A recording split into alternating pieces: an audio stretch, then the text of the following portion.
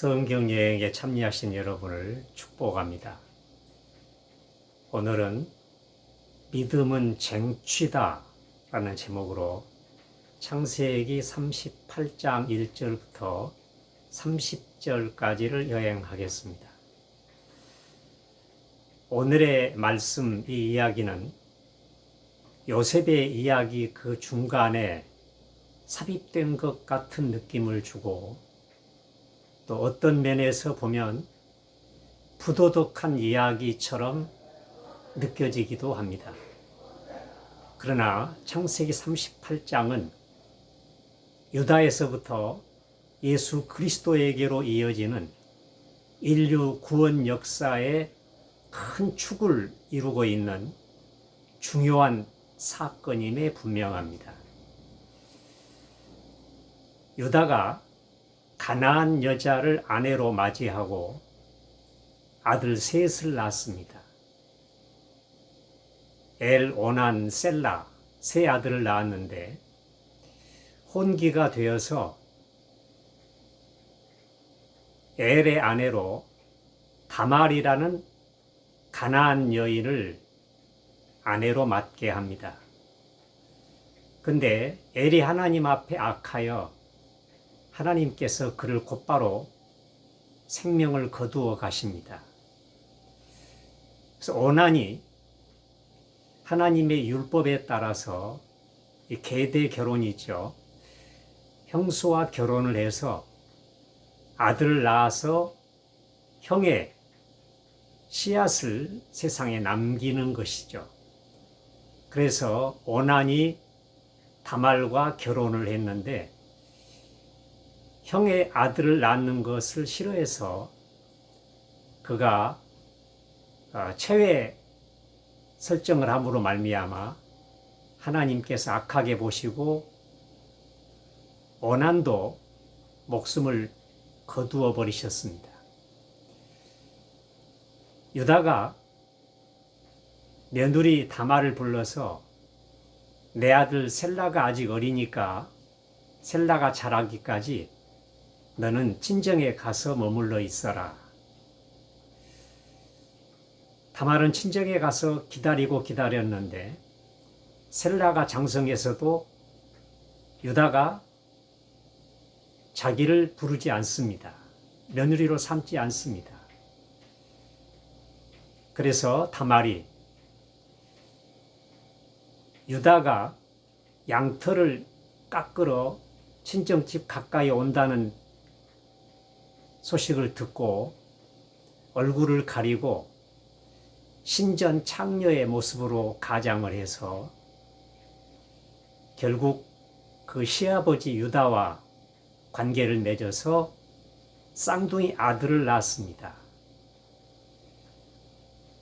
그 쌍둥이 아들 가운데 첫 번째 나온 아들이 베레스인데 베레스가 나중에 나올 아들인데 앞에 나오는 형을 끌어당겨버리고 자기가 먼저 세상에 태어나서 장자가 되고 그리고 예수님의 선조가 됩니다. 그래서 다말과 베레스가 마태복음 1장 예수님의 계보에 그 이름이 기록되는 것입니다. 하나님께서는 상식과 도덕을 무시하지 않습니다. 그러나 때로는 우리가 성경을 보면 하나님께서 상식과 도덕을 초월해서 역사하시는 것을 종종 보게 됩니다.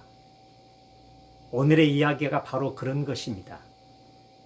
인간적으로 상식적으로 보면 부도덕한 막장 드라마 같은 사건이지만 그러나 하나님께서는 이 비상시국에 유다의 영적인 대가 끊겨질 위기 상황에 하나님께서 극적으로 다말을 통해서 역사하십니다.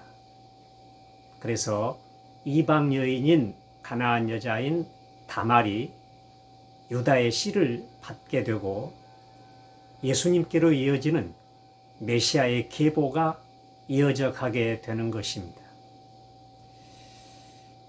그렇습니다.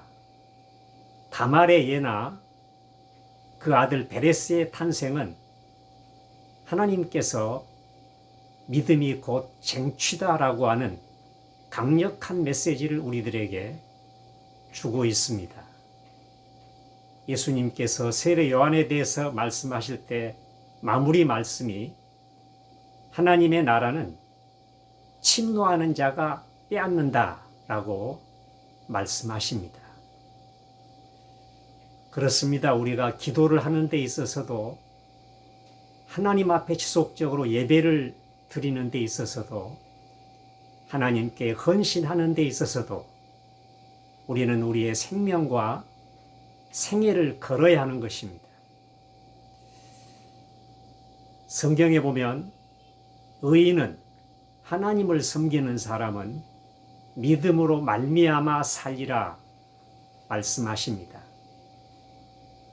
우리는 가끔 취미생활 하듯이 그렇게 기도하고 예배하고 헌신 충성하는 게 아닙니다. 그게 우선순위이고 마음과 전 생애를 거기에 쏟아 부어야 하는 것이죠. 믿음으로 말미암아 살리라. 어떤 일을 시작할 때도 믿음으로 하고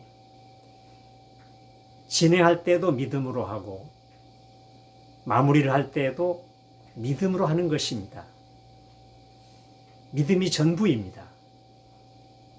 하나님을 사랑하고 하나님을 섬기고 하나님께 순종하고 하나님께서 모든 삶을 주장하고 주재하신다는 사실을 확실히 믿고 우리는 모든 일을 믿음으로 행하는 것입니다.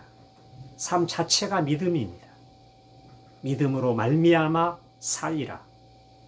하박국서 2장 4절, 갈라디아 3장 11절, 로마서 1장 17절, 히브리서 10장 38절.